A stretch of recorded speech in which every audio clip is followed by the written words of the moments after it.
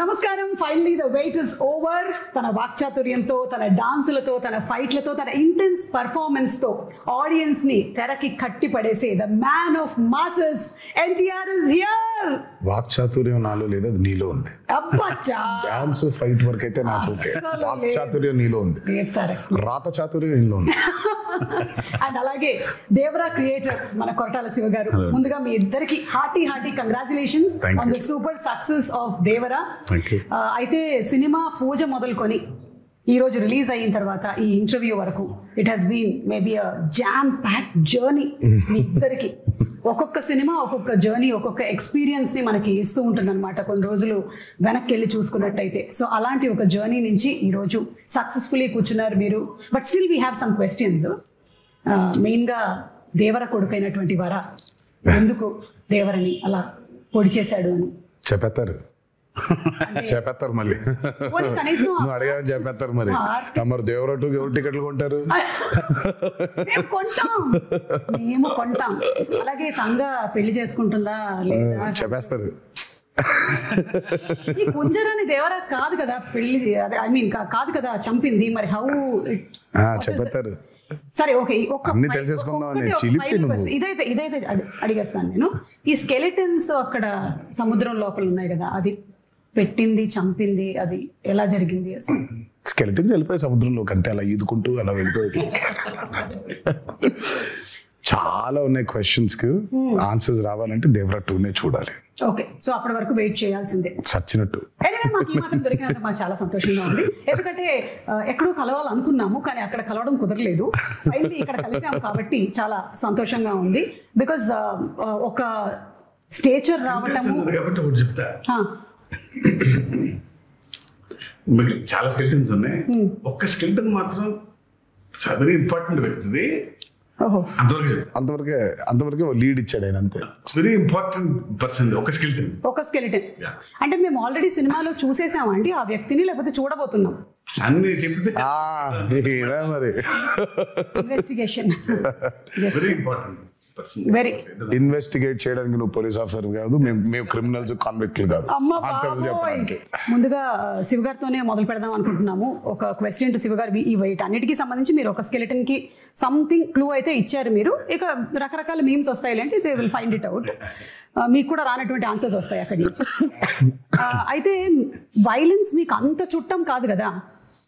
మీ వేరే సినిమాలతో పోలిస్తే ఇందులో ఒక 5 times ఎక్కువ అని అనుకోవచ్చా మీరు ఇది వరకు తీసినటువంటి సినిమాలతో పోలిస్తే? వైలెన్స్ పదం బాల పోయిటిక్ వైలెన్స్ అనొచ్చు. అంటే బిగ్గెస్ట్ కాంప్లిమెంట్ చెప్తాను నా వరకు వచ్చింది. One of my friend in US doctor, వాళ్ళ అమ్మాయికి 15 or 16. ఓకే, అమ్మాయిని తీసుకుని వెళ్ళారంట. వెళ్ళిపోయిన తర్వాత అమ్మాయి సినిమా చూసేసి ఇంటికి వెళ్ళి నేను మళ్ళీ వెళ్ళాలి అని గోల. ఫ్రెండ్స్తో వెళ్తాను. ఇక 15+ కాబట్టి ఫ్రెండ్స్ వెళ్ళిపోవచ్చు. సో వెళ్ళిన తర్వాత ఇంటికి వచ్చిన తర్వాత సరే అతను ఫోన్ చేసినప్పుడు నేను మాట్లాడుతున్నప్పుడు I want more action in part 2. Because నేను షాక్ అయ్యాను. ఏంటంటే every blood is like a painting అంది అమ్మాయి. Correct, that's the biggest compliment. Girl వాటిని పెయింటింగ్ లా చూస్తుందంటే. యూజువల్ గా వెన్ యూ యాక్షన్ ఉన్నప్పుడు when there's so much of a massacre, especially the interval block, when there's so much of massacre happening, usually ga ekkado chinna gore feel avutha. avunu, but it was a very intentional. And first nunchi kuda adento Shiva coining was bigger and bloodier, because ayina movies chusukunnataithe I think Devara is high on action. మామూలుగా ఆయన movies చూసుకుంటే action కొంచెం తక్కువ ఉంటుంది, space ఉన్న action చాలా impactful గా ఉంటుంది. కానీ నాకు తెలిసి దేవరాలు ఉన్నంత యాక్షన్ బహుశా ఆయన మూవీస్ ఎందులోనూ ఇంత యాక్షన్ లేదు. And it was a very intentional. ఆయన ఫస్ట్ నుంచి కూడా లేదు ఇది యాక్షన్ ఉండాలి. కానీ నేను అన్నాను, శివ రక్తం ఎక్కువైపోతుందా, బిగ్గర్ అండ్ బ్లడియర్ అనేస్తున్నావు, ఇప్పుడు మనకి చాలా ప్రాబ్లం అయిపోద్దేమో, మనకి ఏ సర్టిఫికెట్ వచ్చేస్తుందేమో అంటే మీరేం వరి అవ్వకండి, ఐ హ్యావ్ అ ప్లాన్. దగ్గరుండి మరి పోయిటిక్ గా తీసుకున్నాడు. So if you look at the actions the very poetic. గోర్ కాకుండా అబ్బా భలే ఉందే ఇంపాక్ట్ఫుల్ గా ఉంటూ ఆర్టిస్టిక్ గా ఉంటుంది. Correct. Starting from the first ship లో జరిగేటువంటి సీక్వెన్స్ ఏదైతే ఉందో అది కూడా it is so beautifully done. నాకు తెలిసి మనకి తెలుగు సినిమాల్లో అలాంటి సీక్వెన్స్ స్టార్ట్ అవ్వడం అనేది చాలా రేర్ గా చూసాను నేనైతే, అసలు లేదు. సో దాని గురించి ఎన్ని రోజులు కష్టపడ్డారు తారక్ మీరు? అది తీసారో 14-15 రోజులు తీసారు. అది అంటే అది ఒక సెటప్ కాదు కదా. సో ఇట్స్ బేసిక్లీ షిప్ కూడా ఫుల్ గా ఇరెక్ట్ అయిన ఇరెక్ట్ చేసిన స్క్రిప్ట్ షిప్ కాదు అది. సో బిట్స్ అండ్ పీసెస్ గా 4 డిఫరెంట్ సెటప్స్ అవి. అది 4 డిఫరెంట్ సెటప్స్, మళ్ళీ దాని చుట్టూ వాటర్ రిక్రియేట్ చేయాలి. అండ్ దెన్స్ చాలా మంది చాలా ఫైట్ లో ఉండదు అది, కానీ there's a lot of jumpings and చాలా కేబుల్ వర్క్ కానీ. అది కెనీ బేట్స్ చేశాడు అది. ఆయన 14-15 days చేసాం దానికి. మనకు అంత ట్యాంక్ ఉంటుంది, వీళ్ళు బోట్ల మీద వెళ్ళాలి. సో అప్పుడు ఏమన్నా నాకు స్పేస్ ఉండాలి ఈ బోట్లు పెడతాను. తర్వాత ఇది రిమూవ్ చేసి షిప్ ఓన్లీ వీళ్ళు ఎక్కడానికి కొంచెం ఎడ్జే ఉండాలి. ఫుల్ షిప్ పట్టదు. సో ఫుల్ షిప్ వేరే, మళ్ళీ షిప్ పైన యాక్షన్ కి మళ్ళీ వేరే సెటప్ వేసుకో. అంటే మళ్ళీ షిప్ వెనకాల భాగం, ముందు భాగం ఉండదు, వెనకాల భాగం వేసుకోవాలి. And there so much of play. అటు సైఫ్ గారు ఉన్నారు, ఇటు కింద ఏమో శ్రీకాంత్ గారు ఉన్నారు, పైన ఏమో బోల్డ్ జరిగిపోతుంది.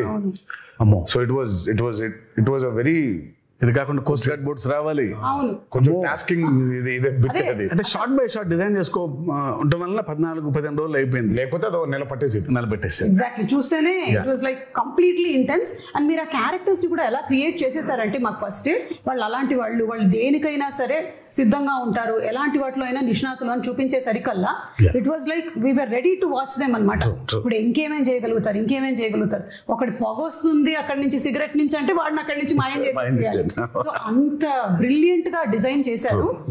అండ్ ఈ బోట్స్, ఈ షిప్స్ విషయానికి వచ్చేసరికల్లా the production design Sabu Cyril గారు అమేజింగ్ అండి, అమేజింగ్. అంటే మీరు బోట్స్ రెంట్ కి తెచ్చారా, బోట్స్ కొన్నారా, బోట్స్ చేయించారా? చాలా బోట్స్ ఉన్నాయి ఇందులో. మొత్తం చేయించాము, ఇప్పుడు నీకే అమ్మేద్దాం అనుకుంటున్నాను. అంటే దేవరా 2 కి మరి పనికొస్తే తెలీదు, కొన్ని రోజులు అమ్మేసి మళ్ళీ కావాలంటే కొనేద్దాం. ఏమీ మాట్లాడలేదు నేను దీని గురించి, కానీ సాబు సిరిల్ గారు వాస్ ఫెనామినల్. నేను చెప్పాను చాలా సార్లు కూడా, ఆ బోట్స్ ఎంత కరెక్ట్ గా చేశాడంటే ఆయన ఒక మోటార్ ఒకటే లేదు దానికి. నిజంగా దానికి ఒక మోటార్ అటాచ్ చేసేస్తే వెళ్ళిపోతుంది సీలో కూడా. అది ఎంత ప్రూవ్ చేశాడంటే ఆయన కరెక్ట్ గా గోవాలో షూట్ చేస్తుంటే ఇవే పడవలు వెళ్ళాలి. సరే శివ వెళ్ళి ఈయన మొత్తం రెక్కి చేశాడు, పడవలు ఉన్నాయని చూస్తే ఆ పడవలేమో దేవరా అనే ఈ ఎర్ర సముద్రం వరల్డ్ లోకి పట్టట్లేదు. దే ఆర్ ఆల్ కలర్ఫుల్, వెరైటీగా ఉన్నాయి.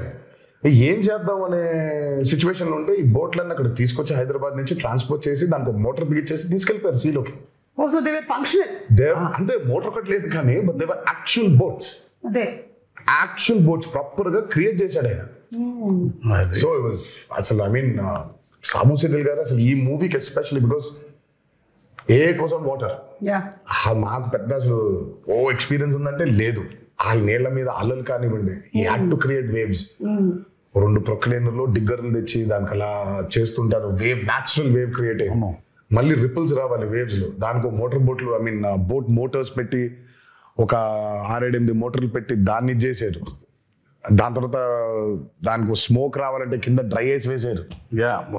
అయ్యో అసలు సార్ మీరు రాసేటప్పుడు అనుకున్నారా సార్ ఇన్ని జరుగుతాయి మనకి, కొంచెం వాటర్ కాకుండా బయటికి తీసుకొద్దాము అని? అప్పుడప్పుడు లేదు, ఛాన్స్ లేదు. ఎందుకంటే సముద్రం మీద కథ, సముద్రం పక్కన గ్రామాల మీద కథ, సముద్రం మీదకి వెళ్ళే భయం లేని మనుషుల మీద కథ. ఇంకా water is a part of the film కదా. వీళ్ళెంతో వాటర్ అంతే సినిమాకి. ఇంకా ఫస్ట్ నుంచి అనుకుంది గట్టిగా ఉంది, అందుకే ఇవాళ అవుట్పుట్ అది. వాటర్ లేకపోతే అసలు ఎగ్జాక్ట్లీ. అండ్ చాలా మంది ఇప్పటికీ కూడా కొన్ని రీజియన్స్ లో అలాగే బతుకుతారు కదా, వాళ్ళకి మోడ్ ఆఫ్ ట్రాన్స్పోర్ట్ అంతా ఇంకా బోటే. You don't have any other. అందుకే వెన్ మూవీ పూజ జరిగిన రోజే ఆయన చెప్పాడు, forgotten coastal villages, forgotten coastal lands అంటే చాలా ఉన్నాయి, మనకు తెలియదు. బేసిక్ మనకు ఊళ్ళో ఉన్నాయని కూడా తెలియదు, మనకు ఊళ్ళు ఉన్నాయని కూడా తెలియదు. సో చాలా ఉన్నాయి ఊళ్ళు ఇంకా.